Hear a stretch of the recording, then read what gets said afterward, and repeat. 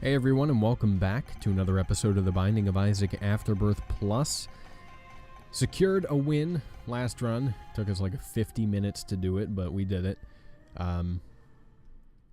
We've kind of been playing pretty well lately, at least for my own standards. You know, we've been winning on and off here, which is better than not winning at all. So I am happy with it. I would, at some point like to start making progress on, some of the, I guess, progression stuff that you can do, like unlocking various items and whatnot. You know, we've kind of been doing that a little bit, but not too much, mainly because, once I am like, I get to a certain point in a run, all I care about is winning and not really, unlocking anything necessarily. But I think that that is definitely something we should consider doing here in the near future. We don't need to worry about it right now necessarily, but oh Jesus Christ, but it is something to think about for the future. I think once I establish that hey, I'm not terrible at this game, I can win at least on and off consistently, then we can worry about stuff like that. But I don't know. I also forgot to go to the item room. That's okay, we'll be fine. Thank God it is Pin. Pin is the easiest boss in the game. I will throw that out there. He is easier than Monstro. You can go ahead and fight me on it if you disagree. But yeah, having a relatively good day. I start my new job tomorrow, I think. Yeah, today's Sunday. I start tomorrow. Not really looking forward to that, to be honest, because not because I'm not looking forward to working. I actually am looking forward to working, but I don't know. New things always make me nervous. It's like I don't want to just say it's an anxiety thing, but I do get nervous when I have to do new things or I have to experience new things, and especially since I'm going into something that I'm not familiar with. The inherent nervousness is definitely there, but I'm sure it'll be fine. And regardless, I do want to get back to to working as often as I can, now that I have more time on my hands, and it'll be good. I'm sure it'll be good. The minimum wage in Massachusetts is $12, whereas it is like $8.35 in Ohio.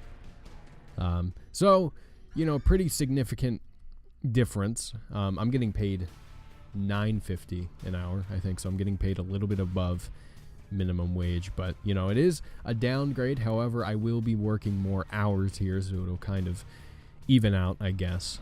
And ideally, I would like to work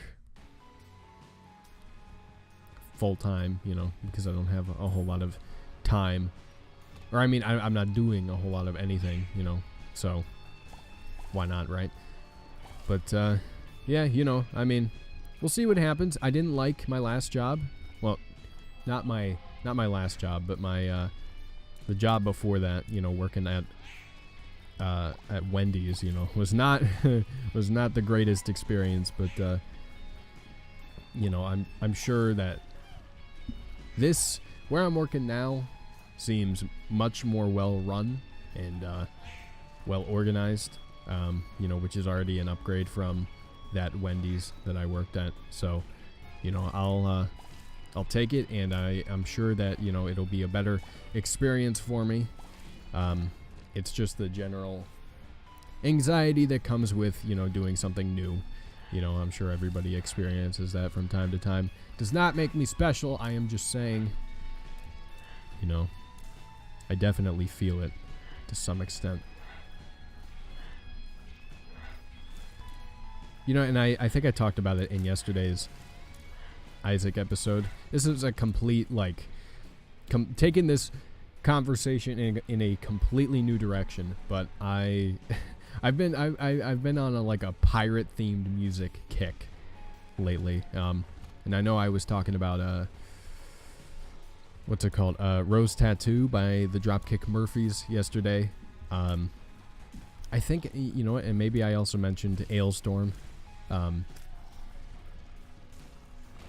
But yeah, I've been like on a pirate themed music kick.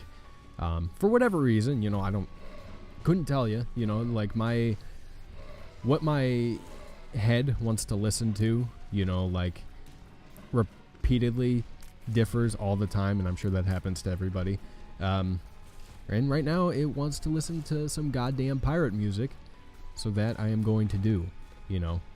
And inherently, like, me thinking of pirate music makes me cringe a little bit, and you know, the lyricism is definitely a little cringy in both songs, in my opinion. No Grave But the Sea by Ailstorm and Rose Tattoo by Dropkick Murphys. The lyricism is definitely, you know, a little cringeworthy, but the songs are absolute bangers. You know, you put one of those songs on, you can't help but just move and, you know, and like have a good time.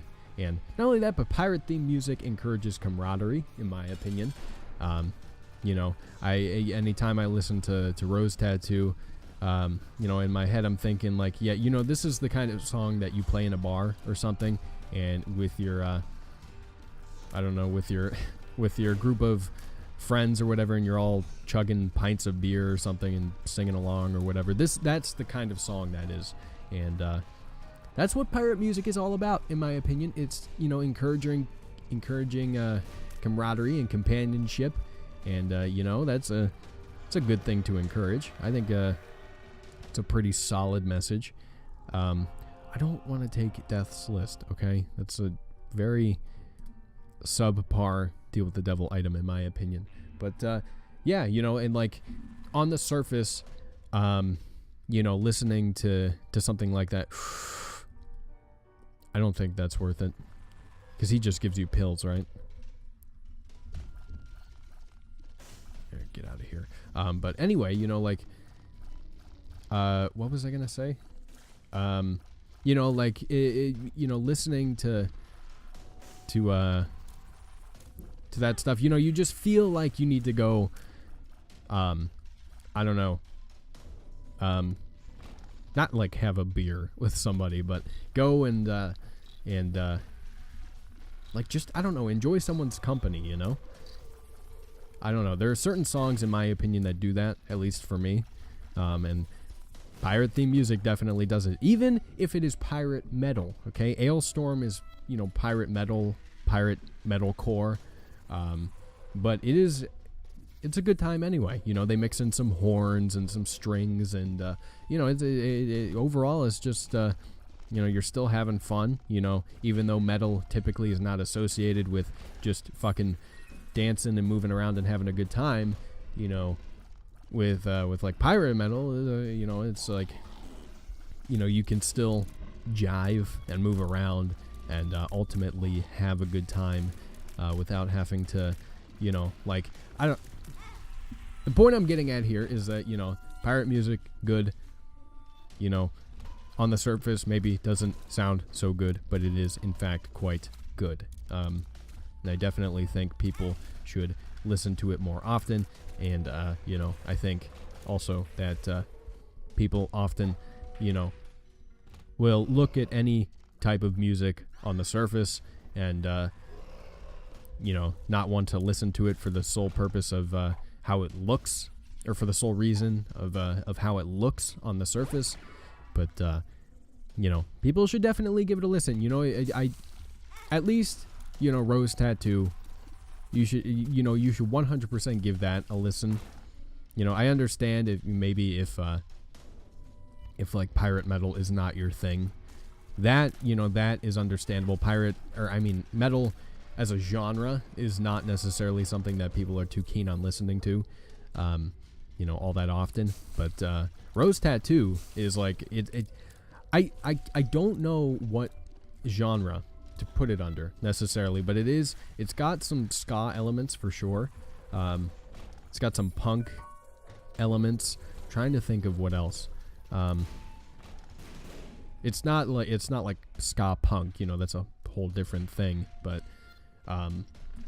it definitely incorporates some of those elements. It's kind of like a blend of a bunch of different similar genres, but ultimately making something different, in my opinion, and that is why it is good. But anyway, I'm not gonna I don't know. I feel like I've been talking too much about fucking pirate music, but it's just what I'm into. It's just what I'm listening to at the moment. Okay, and I feel like I can share that, here, and not not get ridiculed for it necessarily. Because I've told some friends, like, hey, check out these pirate theme songs, and they're like, ha, you're listening to a pirate theme song, and it's like, well, just give it a listen. Maybe you'll like it, and if you don't, fine, but don't knock it before you try it, is what I'm trying to get at here. And that kind of leads into a similar discussion that I've had before, I'm sure, in an Isaac video, but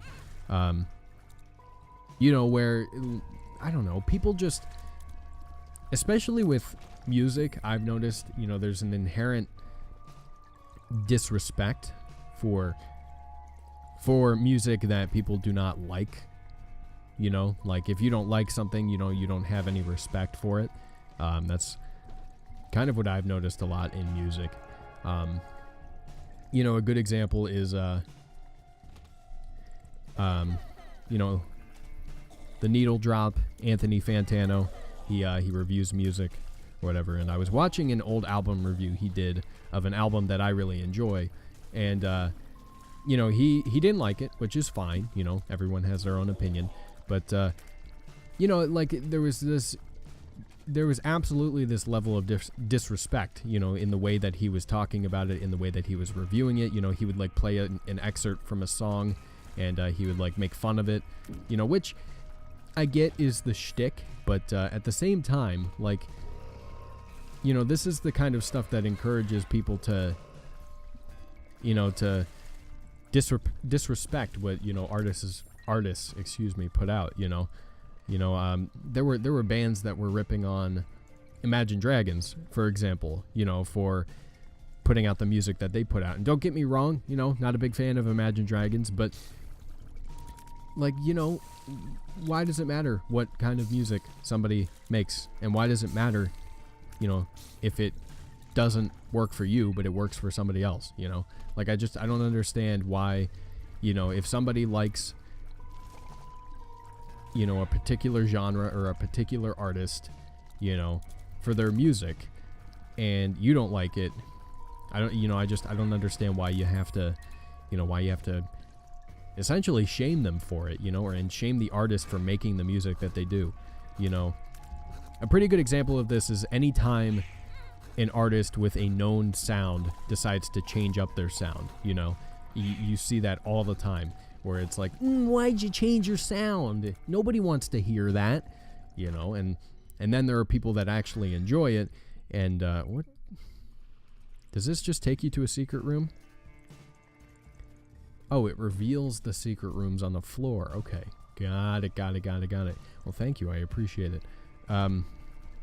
But you see that almost every time, and it's I get it. Maybe you're disappointed because you were expecting a particular sound from this artist and they changed their sound, but I'm not saying that you have to like it. I'm just saying that there should be respect in that artists, are allowed to make whatever they want, and if it doesn't work for you, but it works for somebody else, then that's that, and you should respect that. That's my opinion. It grinds my gears a little bit when people talk about artists or whatever, and I don't have a problem with somebody saying an artist is not good. I have a problem with with people saying, you know, kind of just like, I don't know. I don't know what kind of point I'm trying to make here, but, you know, just like taking disrespect of their art to a whole new level, you know?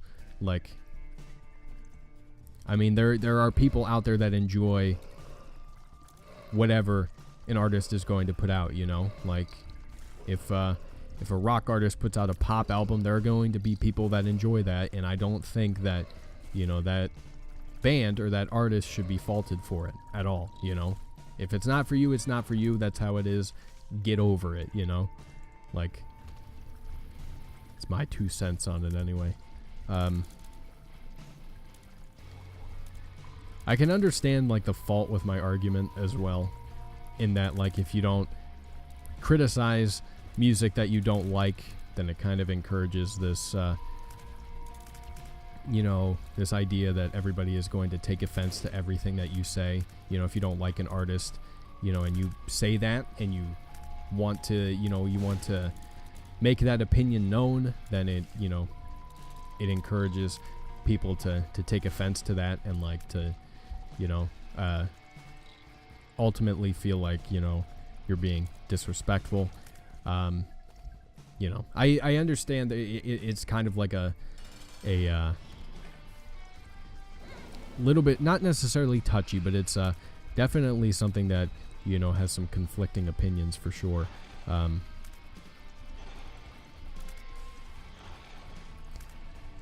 But that, I mean, that's just my 2 cents on it, you know. And it's definitely an opinion I've grown to have over the past couple of years, because I've noticed it in the artists that I like. You know, they make changes, and then, you know, people are not on board with it at all, and it kind of just makes you upset because, you know, you don't have to like it, but you could at least, you know what, there was no point in using that, but you know, you don't have to like it, but, you know, you could at least respect the fact that they are making what they want, you know, and they are just doing what they want, and they're not listening to, you know, whatever people tell them to make, you know. You know, an artist doesn't have to do whatever their respective fans want them to do, you know. They can do whatever they want, and if you don't like it, you don't have to listen to it, you know. It's pretty plain and simple, you know. I guess what bothers me the most is that people get so butthurt about stuff like that, you know, and it's like, just don't listen to it if you don't like it. Like, what's the problem? You know, there's plenty of music out there. You can find somebody that find something that you'll want to listen to. Why do you have to get so incredibly butthurt over one particular artist or band not making the exact kind of music that you want to hear, you know? I don't understand it.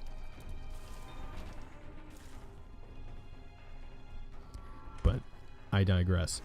You know what? This run is not particularly strong at all. I think we should definitely reroll, and that was absolutely worth it. We are much stronger now. Hell yeah. Okay. When in doubt, reroll. Did I really take damage there? Oh, Jesus Christ. Can't see half the time.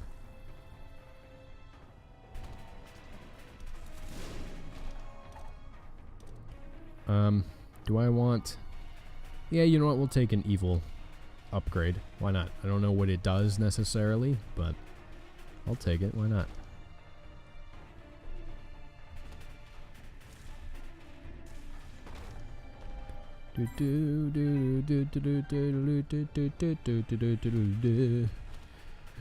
That's a rose tattoo for you.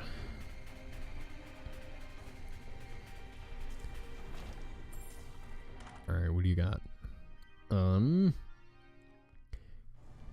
I mean, we're gonna take it. Oh, this changes your run, doesn't it? You know, I mean, I like the run that we have now, but, I mean, if we're really struggling to get some decent items here later on, I think using clicker could definitely be worth it. But we'll see. You know, I don't know. What do you got? What do you got? Well, I'm definitely going to take that. I'm definitely going to take that, which I guess was kind of worth it. Am I taking damage? No, I'm not. Okay. Oh, I'm changing my appearance each time. That's why. Sure. Give me that. 2 of clubs. Okay.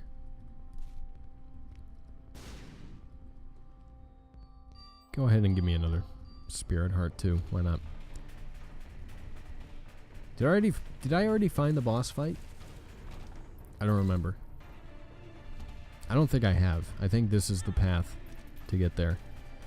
If I recall correct. Well, I mean, not if I recall, but if my memory serves me correctly, then I have not seen it yet, and therefore this is the correct path.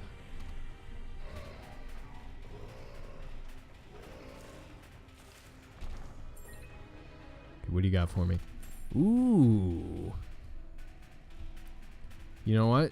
I'll fight Ragman to take some of the stuff in here.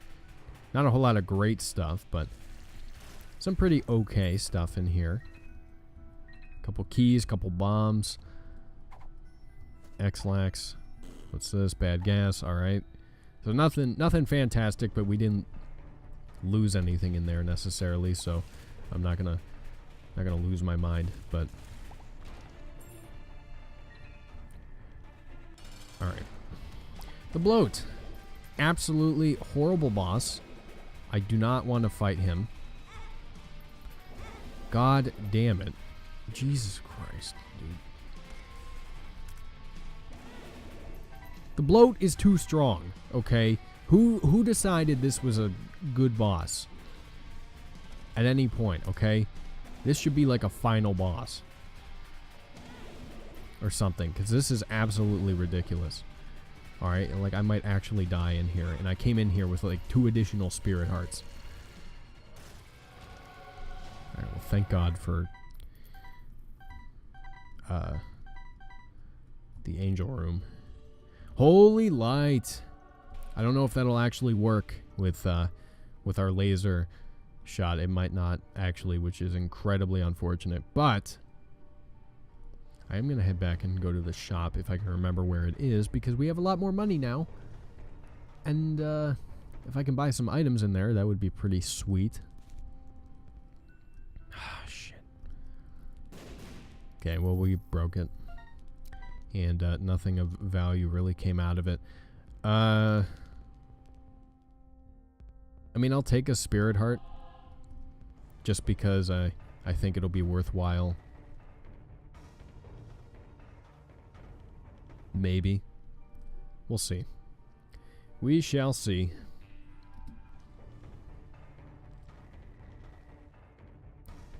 Let's go ahead and pop this. Hey, look at that. Yeah, I don't think Holy Light is gonna work for us. That's alright, you know, I mean, we do need more help than what we currently have. For sure, because we're actually very close to death, but you know, I mean, it's not a big deal. Oh, cool. Yeah. Oh, great. You know, I might actually die in our secret room. That's cool. That's fun and exciting. All right. Tell you what, just change my run. Okay, I actually don't know what that did, because it didn't change everything. It changed a couple things. It looks like. I mean, we have a higher damage stat now, which I will gladly take, but I don't know what's necessarily different.